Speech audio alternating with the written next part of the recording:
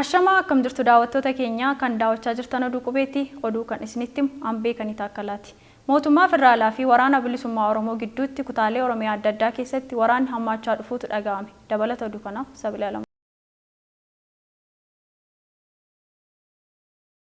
Mootummaa federaalaa fi waraana bilisummaa Oromoo gidduutti kutaalee Oromiyaa bakka adda addaa keessatti waraanni gaggeeffamaa jiru. Ji'a tokko dura marii nagaan fala argachuuf abdii ergaa horeen booda deebi'ee hammaachuutu dhaga'ame. Eebila 25 bara 2023 irraa eegalee waraana bilisummaa Oromoo fi mootummaa federaalaa bakka buutota ramadanii bakka qaamoleen sadaffaa jiranitti Taanzaaniyaa Odolaa Zaanzibaaritti mariin eegalan. Guyyoota 9f gaggeeffamaa ergaa tureen booda walhubannaa uumee dhimmoota siyaasaa jajjaboo irratti ammoo osoo walii hin galin addaan ba'uun isaanii ni yaada.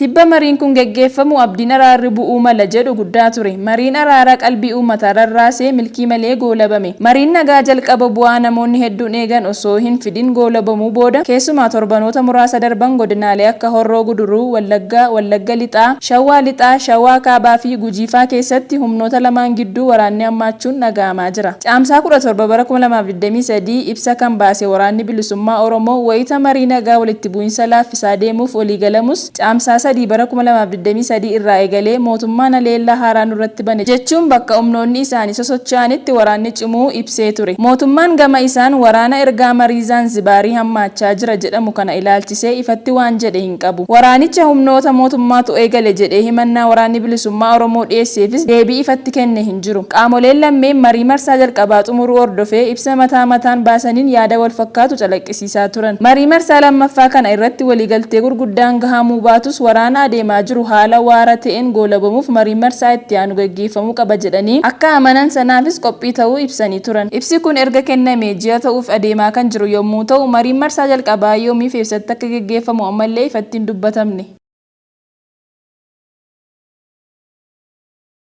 Dhimma diigamuu manneen amantaa fi manneen jireenyaa magaalaa Shaggar keessatti adeemsifamaa jiru ilaalchisee Koongireesiin Federaalawaa Oromoo ibsa baase. Dabalata oduu kanaaf Leensaa Hordofaa. Magaalaa Shaggar keessa dhiyeenya kana manneen jireenyaa namoota dhuunfaa ijaarsa seeraan alaatii jedhamuun kumaatamaan diigamaa jiraachuu jiraattonni magaalattii himaa turan. Mootummaan manneen diigaman maastar pilaanii magaalaan ala dabalataan ammoo eeyyama kan hin qabnedha jedha. KFO'n gama isaan ibsa baaseen diigaan manneen jireenyaa fi dhaabbilee amantaa magaalaa Shaggar keessatti itti fufee jiru seera qabeessaan kan hin taane imaammata dogoggoraa irratti kan hundaa'e haala yeroo ammaa kan hin hubanne furmaataaf filannoo kan hin hammanne bifa loogii qabuun kan raawwatamaa jiru yoo ta'u lammiilee kuma hedduu rakkoo dinagdee fi hawaasummaaf kan saaxile gochaa seeraan alaatii jedhe. KFO'n diigaa manneetii kanaan jiraattonni kumoota kudhaniin lakkaaman qe'ee isaanii irraa buqqa'anii mana dhabdoota ta'anii hafanii jiru jedha. Lakkoofsi isaanii gargar ta'us masgiidonni, manneen amantaa kiristaanaa fi waldoonni pirootestaantii hedduun bifa mirgoota amantaa sarbee fi haala safuuf duudhaa hawaasaa faallesseen akka diigaman godhamaniiru. Dabalataan hojiin manneen dhuunfaa fi dhaabbilee amantaa diigu kun yeroo jalqabamu qorannoon gahaan waan hin jirreef manneen dhuunfaa fi dhaabbilee amantaa seeraan ijaaramanii fi seeraan ala ijaaraman adda utuu hin baasin walumatti akka diigaman taasiseera jedha. Kanumaan wal qabatee manni maree dhimmoota islaamummaa akeekkachiisaaf odeeffannoo malee diigaman jechuun mootummaa kumateera. KFO'n akka hanqinaatti kan kaase gara biraan manneen dhuunfaas ta'e manneen amantaa osoo hin diigamin dura abbootii amantaa fi abbaa qabeenyaa manichaa waliin marii barbaachisaa fi gahaa ta'e osoo hin raawwatin gaggeeffamuu isaati. Adeemsi isaas malaammaltummaa fi loogiidhaan kan guutame ta'uu isaa komii jiraattotaa fi odeeffannoo dhaabbilee mirga namoomaa irraa ba'aa jiru irraa ni hubatama. Qaamonni mootummaa kallattiif alkallattiin ijaarsa manneen dhuunfaa fi dhaabbilee amantaa har'a akka seeraan alaatti diigamaa jiran keessatti hirmaataa osoo jiranii qaamolee kanneen irratti tarkaanfii fi seera osoo hin fudhatamin manneen diiguun seera qabeessummaa da'oo godhachuun dogoggoroo fi dhoksuuf yaaluudha jedha KFO'n. Manneetiin diigaman hedduun erga keessa jiraatamuu jalqabe kan bubbulee fi bu'uuraalee misoomaa mootummaan dhiyeessu kan akka ibsaa fi bishaanillee kan argatan akka ta'e namootni mana jalaa diigame himaa turan. Mootummaan ammoo saamicha lafa seeraan alaa gaggeeffamaa jiru waan ta'eef tarkaanfii fudhachaa jira jedhe. KFO'n mootummaan qaawwaa seeraa mudatee jiru cufuuf hawaasaa fi dhaabbilee amantaa waliin mari'achuun rakkoo kana hiikuu qaba jedhe. Dabalataan mormii naannoo masjiidaan Nuwaar Maarkaatoo jirutti mudatee lubbuu namaa galaafate qaamni walabaa akka qoratu gaafateera. Dhaabbanni mirga namoomaa lixa Tigraayitti duguuggaan sanyii itti fufuu beekse. Dabalata qabna. Waliigaltee waraana dhaabuu mootummaa fi humnoota Tigraay gidduutti mallattaa'u malee duguggaan sanyii lixaa Tigraayitti itti fufee jiraachuu dhaabbanni dhala namaaf mormu Human Rights Watch gabaase. Dhaabbanni mirga namoomaa ibsa waxabajjii tokko bara 2023 baaseen humnoonni naannoo Tigraay dhalattoota Tigraay dararaa fi dirqiin buqqisaa turanii fi ammas raawwachaa jiran itti gaafatamummaa hin fudhanne jedhe. Mootummaan federaalaa dhimmicha akka qoratuu fi yakkamtoota seeratti akka dhiyeessus gaafate. Waliigaltee waraana dhaabuu mallattaa'e kun yakkoota duguggaa sanyii naannichatti raawwataman dhaabsisuu hin dandeenye. Haa ta'u malee mootummaan Itoophiyaa yakkamtoota seeraaf dhiyeessuuf fedhii homattuu akka hin qabne kaasuun qeeqe. Haalli nageenyaa jiru amansiisaa waan hin taaneef buqqaatonni lixa Tigraay gara qe'ee isaanii deebi'uu hin dandeenye. Dhaabbanni kun qorannoo adeemseera jedheen qondaalonni mootummaa kanaan dura yakka sarbinsa dhala namaa raawwachaa turan kan akka koloneel Dammaqaa Zawduu fi Balaay Ayyaaloo jedhaman yakka hidhaa jumlaa, reebichaa fi buqqisuu itti fufaniiru jedhe. Human Rights Watch ibsa kana kan baase rageessitoota, ragaa baatota, hojjettoota gargaarsa namoomaa fi miidhamtoota 35 irraa odeeffannoo sassaabbadheera jechuun humnoonni Amaaraa fi qondaalonni naannichaa dhalattoota Tigraay kan magaala Humaraa, Raayiwaanii fi Adabaay keessa jiran manneen hidhaa garaagaraatti ugguranii jiru jedheera. Humnootaa fi qondaalota mootummaa naannicha keessa jiran itti gaafatamummaarra kaa'uun sakatta'insi akka godhamu gaafateera. Dhimma kana mootummaa Itoophiyaatiif beeksisus deebii homattuu kan hin arganne ta'us beeksiseera. Baankiin dhala irraa bilisa ta'ee fi baankiin hundeeffamarra ture baankiin Raamis dilbata dhufu irraa eegalee tajaajila akka kennu ibse. Baankiin Raamis guyyaa har'aa Kamisa waxabajjii tokko bara 2023 ibsa miidiyaalee biyya keessaaf kenneen dilbata dhufu irraa eegalee ifatti kan hojii eegalu ta'uu beeksise. Baankichi dilbata dhufu magaalaa Finfinneetti bakka qaamni mootummaa, hayyootni hawaasni argamanitti sagantaa guddaan kan banamu ta'uu ibse.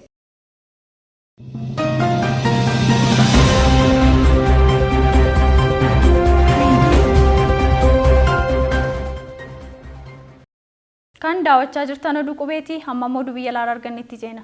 Qondaalonni ittisa Ameerikaa xiyyaarri Chaayinaa naannoo galaana kibba Chaayinaatti daandii nutti cufte jechuun komate. Dabalata oduu kanaaf Waariyoo Diidaa.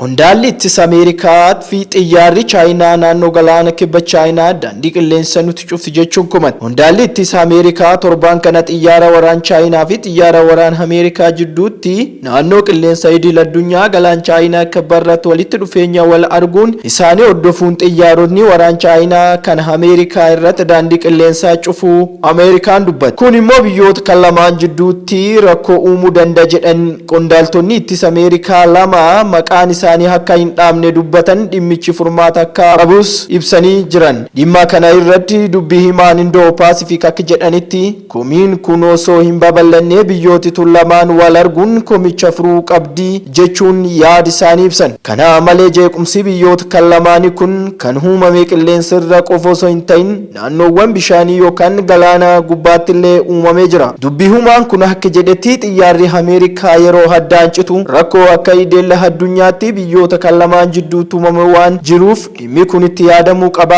jechuun balballoomsan. Walqeeqiti biyyoota lamaan jidduu geggeeffame jirtuuf irra deebine yoo ilaallu amma adoo hin ta'in duriiyyuu hin jirti jedhan irra kooteen biyyatti. Biyyoonni kun lamaan kanaan duratti iyyuu naannoo galaana kanatti wal dhabuun woom jira kan jedhe ibsichi isaanii.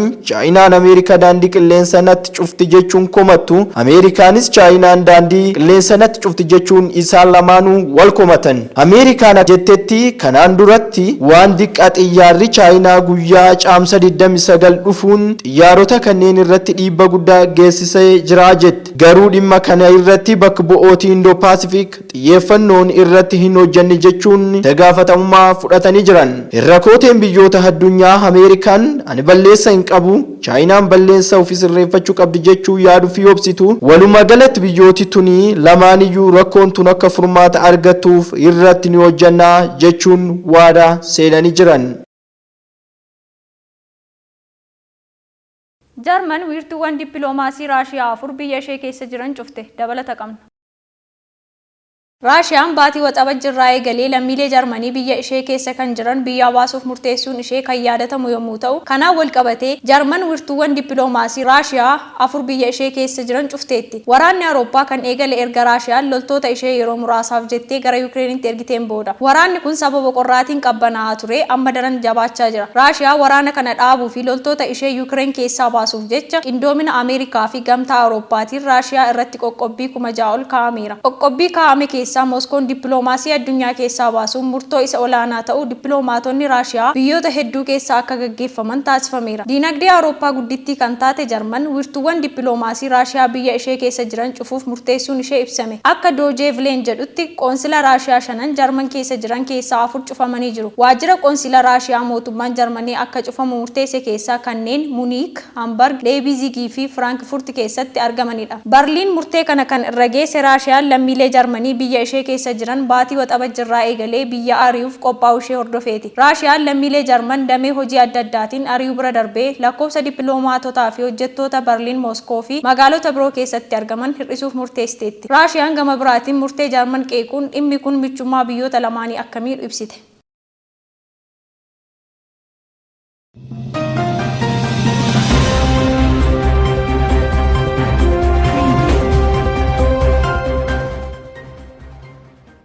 Oduu ispoortiitiin ammoo jijjiirraan taphattoota kilaboota kubbaa miilaa Awurooppaa akka itti fufetti jira. Dabalata oduu kanaaf Waariyoo Diidaa.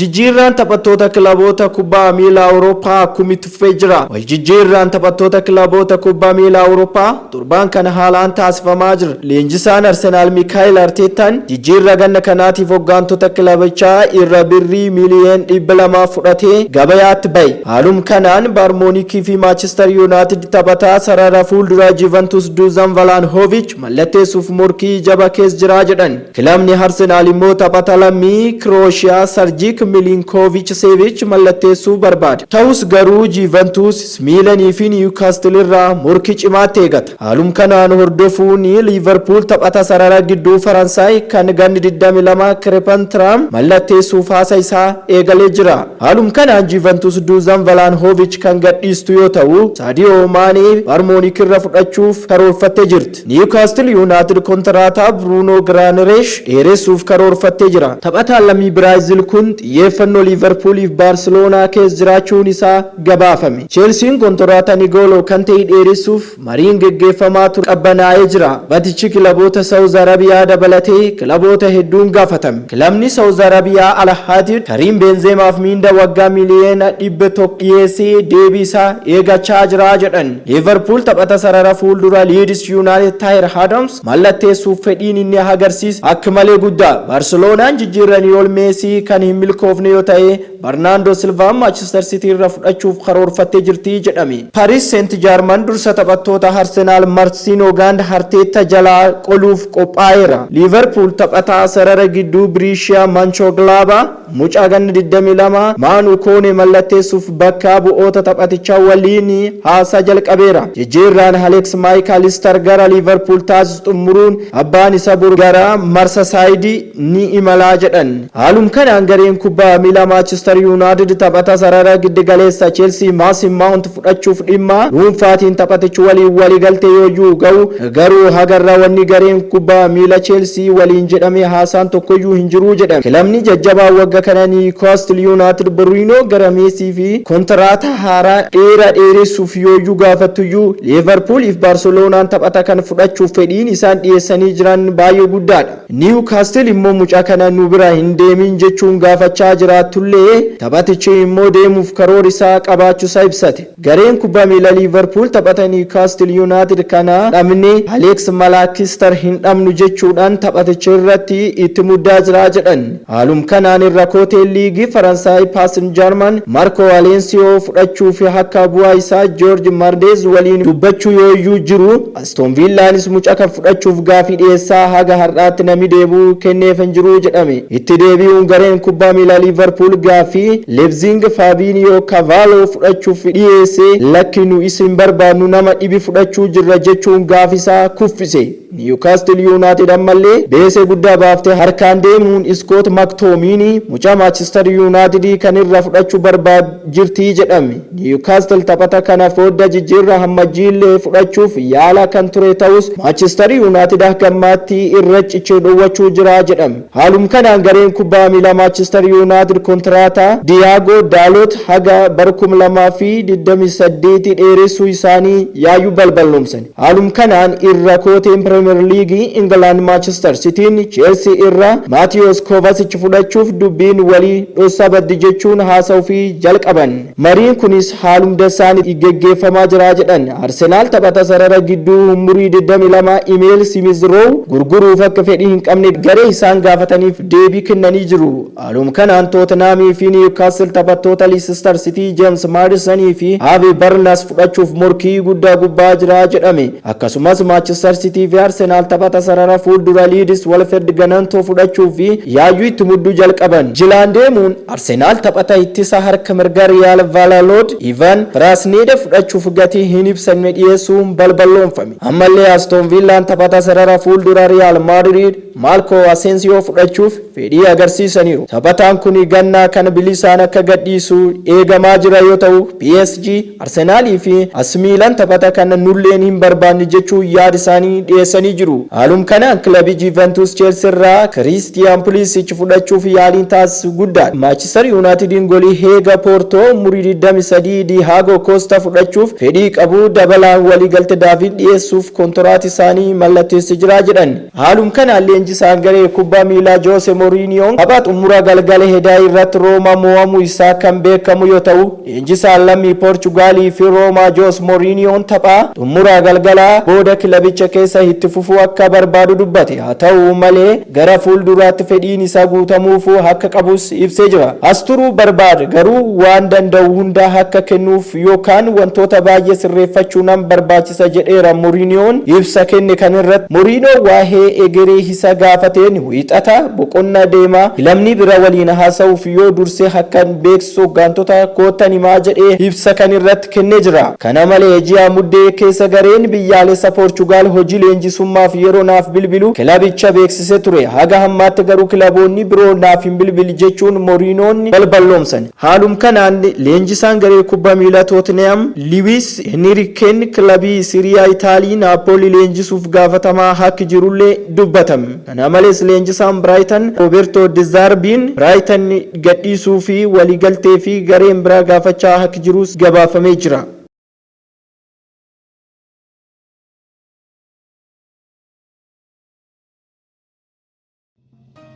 Kan daawwachaa turtan oduu qubeeti. Oduu kan isinitti hime Ambee Kanitaa Akkalaati. Qophiilee qubee afaan waliin yeroo gaarii.